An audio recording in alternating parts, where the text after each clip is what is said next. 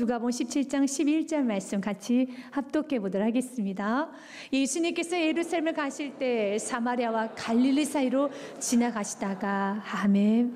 사랑하는 여러분, 우리가 인생을 살면서 감사를 하며 사는 것이 좀 쉬울 것 같지만 감사를 하는 게 그렇게 쉽지만 않습니다. 감사가 좋다는 건 다 합니다. 그래서 어떤 누군가가 여러분에게 감사하고 살아야지라고 말하면 고개를 끄덕끄덕합니다. 근데 삶 가운데 내가 감사하며 삶을 살아내는 것은 또 다른 문제입니다. 그건 쉽지 않아요. 어렵습니다. 그래서 내가 감사할 수 있는 사람이 되었다는 것은 하나님께서 여러분들에게 너무 큰 은혜를 부어주신 것입니다. 10명 다 은혜를 받았습니다. 감사하게 충분한 사랑을 받았습니다. 그러나 그 중에 단 한 사람만 감사를 합니다. 남은 9은 감사를 하지 못해요. 그래서 감사를 할 수 있는 비율은 9대1입니다. 여러분들이 감사할 수 있더라면 그 10명 중에 한 사람에 속한 것입니다. 그리고 하나님께서 이 감사가 더욱더 풍요로워지고 더욱더 커져가기 원하고 있습니다. 예수님께서는 지금 예루살렘을 향하고 있습니다. 예루살렘을 가신다는 것은 예루살렘 그곳에서 온 인류를 구원하시기 위하여 십자가를 지시기 위해서 예루살렘으로 입성 들어가고 계십니다. 예루살렘에 들어가는 그 경로, 그 과정에서 사마리아와 갈릴리 사이로 지나가시다가 10명의 나병 환자를 만나게 됩니다. 그 당시에 나병 환자는 지금도 그 병은 치료하기가 좀 불가능하다고 할 정도로 어려운 병이지만 그 당시에는 하늘에서 내린 저주라고 그들은 생각했었습니다. 그래서 나병이 걸리면 사회에서 격리를 시킵니다. 당연히 가정에서도 격리를 시키고요. 그리고 그들은 스스로가 머리를 풀어 헤쳐고 다녀야 되는 겁니다. 옷도 찢어야 됩니다. 그리고 아랫입술, 윗입술을 덮고 나는 부정하다, 나는 부정하다 라고 큰 소리로 외쳐야 되는 것입니다. 그것이 사회 룰이에요. 그렇게 살아야지만 되는 것입니다. 그날도 여러분 나는 부정하다, 나는 부정하다 하면서 여러분 머리를 풀어 헤치고 자기 자신을 저주하며 어떤 사람들에게 나는 나병이 걸렸으니까 내 근처로 오면 안 됩니다라는 어떤 사인으로 더 크게 나는 부정하다, 나는 부정하다 외치고 있었습니다. 그걸 외칠 때 그래도 살아야 되기 때문에 사회법이기 때문에 외치지만 얼마나 가슴이 무너지겠습니까?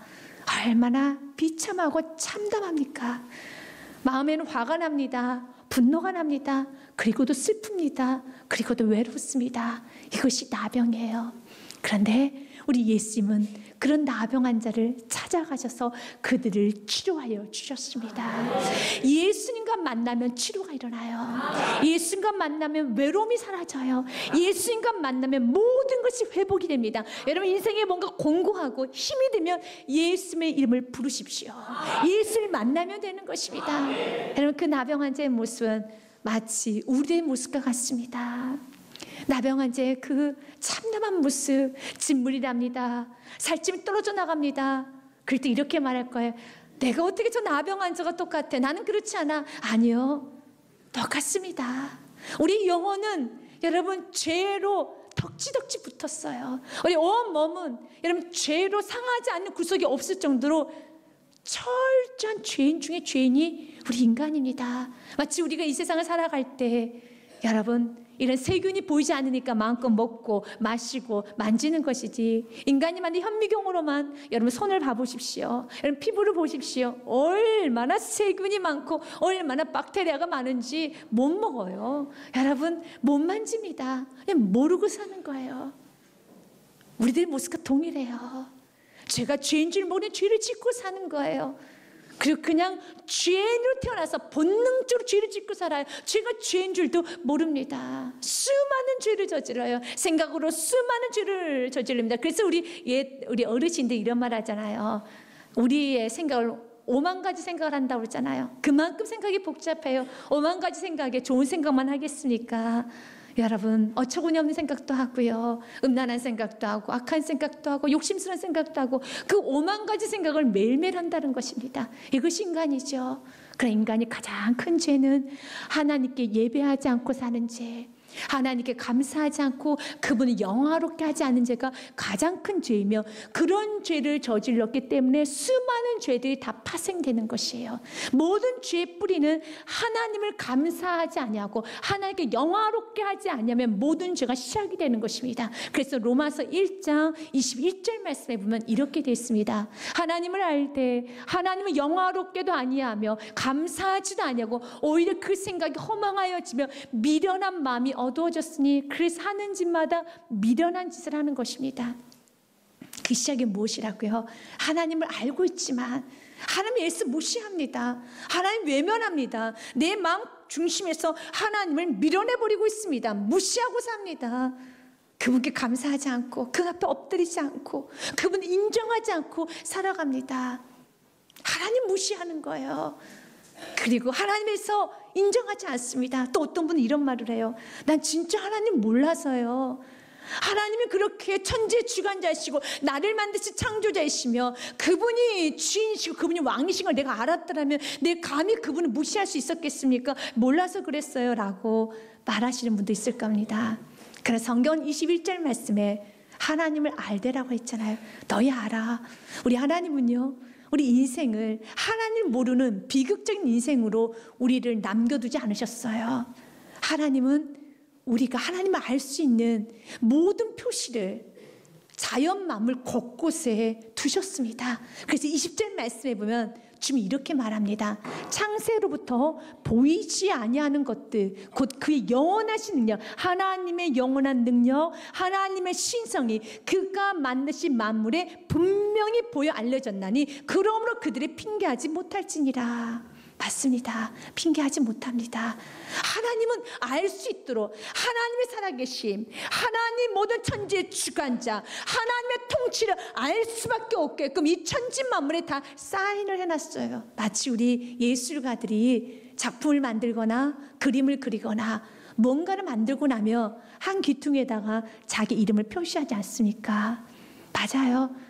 여러분, 이 세상을 얼마나 아름답게 지으셨는데요. 하나님 이 세상 만물을 창조하시고 아름다운 작품을 만드시고 곳곳에다가 하나님은 사인을 두셨습니다. 우리에게도 하나님의 사인이 있어요. 인간은 하나님의 형상으로 지음받았다고 됐습니다. 나에게 하나님의 사인이 있다고요? 나에게 하나님의 사인이 어디 있지? 표시가 있어요. 여러분, 그 표시 발견하셨습니까? 전도서 3장 11절 말씀에 보면 하나님이 이렇게 말합니다. 하나님이 창조주시고 또한 하나님이 나를 만드셨다는 거, 내가 그분의 피조물인 걸 알 수 있도록 하나님은 인간에게 사인, 인간의 표시를 뒀어요. 그 표시가 내 안에 영혼을 사모하는 마음이라는 것입니다. 그건 이것만이 누릴 수 있는 그 마음이에요. 하나님 모든 것을 지으시되 때를 따라 아름답게 하셨고, 맞습니다. 날마다 햇빛을 주셨으니 단 한 번도 실수하지 아니하시고 날마다 햇빛을 주십니다. 여러분, 그리고 또한 때를 따라 비를 주시고요, 이 모든 걸 다 허락하셨고 자연을 이끌어 가셨습니다. 우주를 보십시오. 0.0001초에도 여러분 한 치 오차도 없이 이 우주가 움직여가고 있습니다. 여러분, 한 치 오차가 있더라도 여러분 이 지구는 폭파했을 거예요. 그러나 하나님은 실수하지 아니하시고 온 우주를 운행하십니다. 온 우주를 이끌어 가십니다. 때를 따라 아름답게 하셨고, 또 사람들에게는, 저와 여러분에게는 하나님 형상으로 지음받은 우리들에게는 영혼을 사모하는 마음을 주셨느니라. 그래서 그 영혼을 사모하는 마음이 있기 때문에 우리는 하나님을 만나지 않으면, 예수 그리스도를 만나지 않으면 공허함이 채워지지가 않아요. 빈 공간이 있기 때문에. 여러분, 파스칼의 팡스에 보면 파스칼이 이런 글을 좀 남겼습니다. 하나님이 인간의 마음에 빈 공간을 만들어 놓으셨습니다.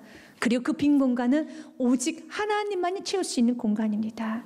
그 공간 하나님만이 채워요. 다른 걸로 채울 수 없어요. 하나님만이 채울 수 있습니다. 물질로도 명예로도 사랑으로도 채울 수 없어요. 그래서 사람들은 이 빈 공간을 세상 것을 채우고 또 세상 걸 의지하고, 그걸 우상이라고 하죠. 그걸 의지하고 메어서 삽니다. 그러나 그런 것들 여러분 채울 수 없어요. 세상 정욕이 채울 수 없습니다. 쾌락이 채울 수 없습니다. 날이 들고 들수록, 나이가 들면 들수록 더 허무해져요. 삶이 후회스러워집니다. 여러분, 이제 몇 년 남으셨습니까? 강건해야 7, 80이라고 되어 있더라고요. 7, 80에서 여러분의 나이를 좀 한번 세워서 빼보면 여러분의 남은 연수가 나옵니다. 그러나 그것 또한도 우리의 날이 아니에요. 오늘라도 부르시면 주 앞에 갈 수밖에 없는 것이 우리의 모습이라는 것입니다. 그래서 이 땅에 태어나셨다면 가장 먼저 예수를 만나셔야 돼요. 예수를 만나지 않으면 마치 태어나지 말아야 되는 인생이 되는 것입니다. 가장 비극적인 인생이 예수를 만나지 못하는 인생이에요. 우리 예수님께서는 영혼을 사모하는 마음을 주시고 그 영혼에 갈 수 있는 길을 허락하여 주셨습니다. 그래서 영혼은 천국이죠. 천국은 아무나 갈 수 있는 게 아니에요. 죄인들은 못 갑니다. 그래서 우리 천국에 못 가요. 그래서 우리 하나님께서는 우리를 천국으로 인도하시기 위해서, 우리 죄 문제를 해결해 주시기 위해서 하늘 보좌를 버리시고 이 땅에 내려오셔가지고요, 인간의 몸으로 오셔서 십자가에 오르셨습니다. 누구를 대신해서? 저와 여러분을 대신해서 우리의 죄를 대신해서 세속의 제물이 되어 주셨습니다. 그래서 그분이 피를 흘리셨습니다. 그분이 찢기셨습니다. 그리고 그분의 피로 내 죄가 사해진 것이에요. 그래서 성경은 이렇게 말을 합니다. 우리에게 살 길이 열어졌다라고요. 히브리서 말씀해 보면 10장에 20절에 이렇게 됐습니다. 같이 읽겠습니다. 그 길은 우리와 휘장 가운데 열어오는 새로운 살 길이요, 휘장은 곧 그의 육체니라. 아멘. 예수님께서 우리에게 살 길을 제시해 주시기 위해서 자신의 육체를 찢으셨습니다. 그리고 그분의 피로 우리가 씻음 받은 것입니다. 그래서 여러분, 그 영혼을 갈 수 있는, 저 천국을 갈 수 있는 길은 예수님밖에 없습니다. 그래서 우리 예수님께서 이렇게 말씀하세요. 요한복음 14장 말씀에 나는 곧 길이요, 아멘, 진리요, 아멘. 같이 읽겠습니다. 예수님께서 이르시되 내가 곧 길이요 진리요 생명이 나로 말미암지 않고는 아버지께로 올 자가 없느니라. 아멘. 천국에 갈 자 없습니다. 예수님을 통과하지 않고서는, 그분의 보혈의 피를 먹고 마시지 않고서는 갈 수가 없습니다. 예수님은 오늘 나병 환자를 치료해 주신 것처럼 오늘 동일하게 우리들을 치료하여 주십니다. 근데 참 은혜는, 그 나병 환자는 주 앞에 나올 때 이런 고백을 합니다. 말씀은 이렇게 되어 있다. 13절 말씀은 주님 나를 불쌍히 여겨주소서. 여러분, 이게 은혜예요. 같이 읽습니다. 소리를 높이 이르시되 예수 선생님이여 우리를 불쌍히 여기소서 하거늘. 내가 불쌍히 여김을 받아야 되는 존재라는 거 아는 것이 은혜 받는 시작입니다. 이걸 사람들은 몰라요. 왜냐하면 사단이 끊임없이 부추기거든요. 아, 너 괜찮아. 아, 그래 너 직장 있잖아. 아, 그래 너 결혼했잖아. 그래도 집 있잖아. 아, 그래도 너 남에게 피해 안 주고 잘 살았잖아. 그러면서 내가 불쌍한 영혼이란 거, 내가 죄를 씻음받아야 될 영혼이란 거, 내가 죄 보혈의 피가 아니고 살 수가 없는 영혼이라는 것을 깨닫지 못하도록 사단은 아, 괜찮아. 다 이 정도 죄, 옆집 또리네도 다 짓고 있는 죄야. 괜찮아, 괜찮아. 아닙니다. 괜찮지 않아요. 괜찮지 않습니다. 고쳐야 돼요. 치료 받으셔야 되는 것입니다. 여러분, 죄가 덮어지는 게 아니에요. 어떤 사람이 나와 동일한 죄를 짓다고 해서 내 죄 감춰지는 게 아니에요. 죄는 죄라는 것입니다. 그래서 여러분, 우리 예수께서 그 죄 문제를 해결하러 오셨잖아요. 그런데 그 10명의 나병 환자는 나를 불쌍히 여겨달라고 오늘 또 우리 주님 앞에, 주님 나도 불쌍히 여겨주옵소서. 나도 나병 환자 같습니다. 나도 치료해 주세요. 나도 지금 살이 떨어져 나가는 것처럼 내 가슴은 돌심장이 되어가고 있습니다. 무감각해져 가고 있습니다. 예배를 안 드려도 전혀 이제는 내 마음에 이젠 자책감도 없어질 정도로 저는 이제 큰일 났습니다. 죄가 죄인 줄도 모르고 죄를 짓고 있습니다. 그러나 밤마다 혼자 있을 때는 마치 그 나병 환자들처럼 혼자 머리를 풀고 정신 이상한 것처럼 이상한 행동을 하기도 하고, 어떤 조그만 실수하면 자기 자신에게 자학을 하고 때리고 자기 자신을 치고, 나병 환자 모습과 동일해요. 나는 부정하다 부정하다 하는 것처럼 나는 어리석다, 나는 살 필요도 없다, 내 자신을 자학하고 치료받아야죠. 주님께 나와야 되지 않겠습니까? 여러분, 주님께서 부르실 때 주께 나오시길 바랍니다. 사단은 끊임없이 우리의 생각과 우리 주께 나아갈 때 방해를 해요. 괜찮다고, 나중에 믿으라고. 나중에 아닙니다. 지금 믿어야 되는 것입니다. 2001년도에 있었던 9.11 테러 사건, 여러분들이 좀 잘 아실 겁니다. 온 세계가 애도했던 날이죠. 참 아픈 날이기도 하죠. 그날에는 3,000명이란 젊은 이들이 다 죽었습니다. 너무 아픈 일이죠. 정말 너무 가슴이 아프죠. 그런데 그런 3,000명이 죽는 그런 과정에서도 정말 또 저 하나님의 긍휼이 있었어요. 왜냐하면 그 무너지는 그 빌딩에서 4만 명이 탈출을 했거든요. 꽤 많은 숫자가 이제 거기서 나왔어요. 그래서 이렇게 나오는 과정에 쓰여졌던 글에 관한 내용을 여러분들 소개하고자 합니다. 80층서부터 질서 정연하게 비상계단으로 한 계단씩 한 계단씩 여성과 그리고 장애인을 먼저 앞세우고 질서 정연하게 내려왔다고 합니다. 그래서 4만여 명이 다 탈출을 한 거예요. 그 끔찍한 현장에서 나온 거예요. 그런데 약 44층 정도 내려가던 쯤이 되었다고 합니다. 한 남자가 갑자기 올라가겠다는 거예요. 그래서 그 요원이 안 된다고, 내려갈 위험하다고, 아니요 잠깐 올라가겠습니다. 왜 그러시냐고, 지갑을 놓고 와가지고요. 아니 무슨 지갑을 가지러 가느냐고, 내려가자고. 옆에 동료도 빨리 내려가자고, 위험하다고. 아니 금방 갔다 올게, 지갑만 들고 오면 돼, 나 금방 갔다 올게, 금방 갔다 올게. 그렇게 말렸어요. 그런데 올라갔어요. 그가 10분 후에 그 현장을 알았더라면, 그가 10분의 삶을 알았더라면 그는 올라가지 않았을 거예요. 근데 그가 또 올라갔는데 나름 이유가 있을 겁니다. 여러분, 지갑에 오늘 아침에 뭔가를 사려고 아주 큰 돈을 인출해서 그 지갑 속에 넣어놓을 수도 있고요, 아주 중요한 문서가 있을 수도 있고, 그러기 때문에 올라갔겠죠. 아차, 지갑 갖고 내려와야 되는데. 그러나 그는 지갑과 함께 빌딩에 와르르 무너져 버렸습니다. 그래서 사랑하는 여러분, 우리가 내일로 미루는 것이 아니라 우리가 10분의 삶을 알았다면 그는 올라가지 않았을 거예요.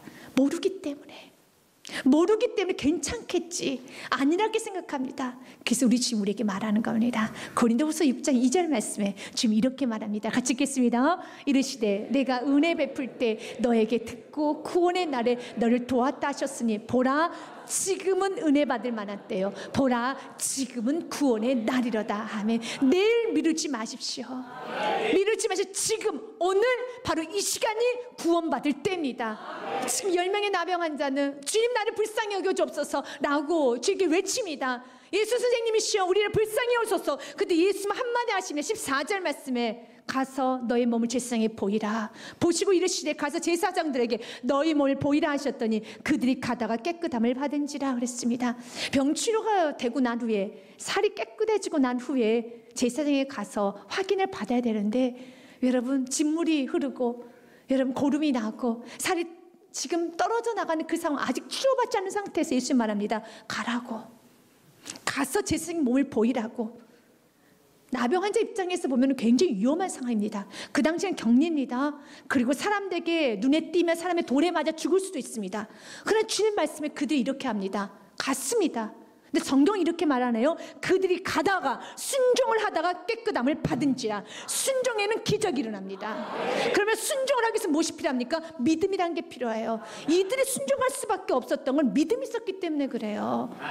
그들은 들었거든요. 아니 예수님이란 분은 맹인의 눈을 뜨게 하셨대, 앉은 맹인 일으키셨대, 중풍병자 일으키셨대, 죽은 자도 살리셨대, 못하신 게 없대. 들었어요. 듣는 순간에 무엇이 생깁니까? 내 안에 믿음이 생겼어요.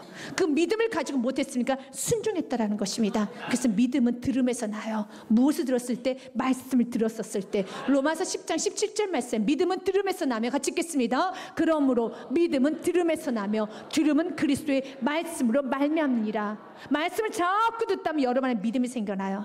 믿음의 씨앗이 자라납니다. 그럼 여기서 두 부류로 나눠져요. 어떤 사람은 말씀을 많이 들어서 믿음을 충만해요. 근데 삶에 그다지 기적이 없어요. 삶에 열림의 역사를 못 봐요. 왜 그렇습니까? 순종을 안 하면 안 돼요. 순종을 해야지만 열매를 맺는 겁니다. 여러분 안에 말씀 들으면서 수많은 말씀이 여러분의 가슴에 새겨졌을 것입니다. 그 말씀에 오늘 자기 이성, 경험, 환경, 생명까지도 다 부인하고 한번 믿음으로 나아가 보십시오. 그는 지금 자신의 생각, 이성, 경험 이러다 가다가 돌에 맞아 죽는 거 아니야? 근데 예수님께 이렇게 말씀하고 싶을 거예요. 예수님 여기서 치료해 주시면 안 되나요? 치료 받고 난 후에 제 세상에 갈게요 라고 주께 말하고 싶었을 겁니다. 그런 어떤 토도 달지 않아요. 어떤 이유도 달지 않습니다. 그냥 갑니다. 성경은 말하네요. 그들이 가다가 순종하다가 깨끗함을 받은지라. 이게 순종의 역사예요. 여러분의 수많은 말씀이 여러분의 가슴에 새겨졌습니다. 이제 그 말씀에 여러분 인생 남은 삶은 한번 순종하고 살아가 보십시오. 그러면 여러분이 가는 곳에 가정이 깨끗해집니다. 사업장이 깨끗해집니다. 여러분 머무는 곳이 깨끗해진다는 겁니다. 아, 우리 가정 왜 이렇게 우상이 많은 거야? 왜 우리 가정 시기 질투가 많고 욕심이 많고 게으름이 많은 거야? 우리가 순종을 나아가기 시작하면 그 주가 다 깨끗해져요. 가장 먼저는 여러분 자신이 굉장히 깨끗해져요. 삶이 깨끗해진다는 겁니다. 이 모든 은혜 누구에게 주셨습니까? 하나님 우리에게 주신 것입니다. 이 모든 은혜 누가 주셨습니까? 예수님이 주셨습니다. 그러면 그분께 가서 예배해야 돼요. 감사해야 되는 겁니다. Say thank you 해야 됩니다. 감사합니다라고 말할 수 있어야 되는 것입니다. 여기서 두 부류로 나눠지네요. 오늘 말씀 15절과 16절 말씀에 보면 동일하게 10명이 치료를 받았습니다. 근데 그 중에 한 명만 예수께 나와 엎드려 감사를 합니다. 그 중에 한 사람이 자기가 나은 것을 보고 큰 소리로 하나님께 영광을 돌리며 돌아와 16절 같이 읽습니다. 예수의 발 아래 엎드려 감사하니 그는 사마리아 사람이라. 10명 모두 다 은혜를 받았어요. 축복을 받았습니다. 그날 돌아온 사람 한 사람밖에 없어요. 10명 모두 다 치료를 받았는데 돌아온 사람 한 사람인 거예요. 그래서 감사를 할 수 있는 사람은 그리 많지 않아요. 은혜는 다 받아요. 하지만 감사로 영광 올려드리는 사람은 한 사람밖에 없습니다. 그 한 사람이 여러분이 되셔야 되는 것입니다. 그러면서 예수님은 감사했던 그 한 사람에게 감사를 했는데 예수님 이렇게 말합니다. 너 믿음이 꽤 크다. 그리고 말합니다. 내가 너 구원해 줄게. 이게 19절이에요. 같이 읽습니다. 그에게 이르시되 일어나 가라. 내 믿음이 너를 구원하였느니라 하시더라. 아멘. 예수님 보시기에 감사의 사람은 믿음의 사람이에요.